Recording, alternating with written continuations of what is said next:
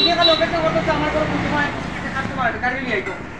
আর আমি আমার হয়েছে কি আমি গাড়িটা আজকে প্রবলেম হয়েছে আমি 4 তারিখে নিতে পারবো, ঠিক আছে না? এরপরে আমি কোথায় কি এই কাজ না করে যদি আজকে পেশেন্টারের ছুটি পাই দিতাম, আমি চিন্তা করতাম আমার আশা হইল গিয়া খালি রুজু করতাম, আমার নষ্ট হতো, ওই তো নষ্ট মানে শিলে কিটা করে দোকান খোলার লগে লগে তোমার এখানে কাস্টমার চুল কাটতো। প্রত্যেকটা মানুষের ডাক্তারও কত না তার এক হাজার রুগী আইতো, আমরা প্রত্যেকটা মানুষ কিন্তু একজনের এক অপেক্ষায় কিন্তু আরেকজন দিত চেইনের মতো।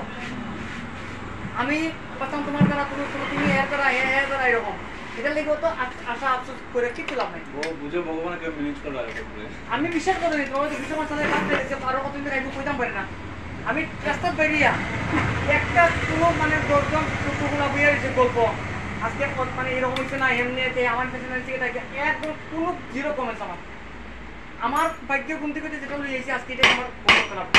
এবার আমরা প্রায় সংগ্রাম করে আমার কোনো লাভ হইতো না, ঠিক আছে বুঝলেন কিনা কইছি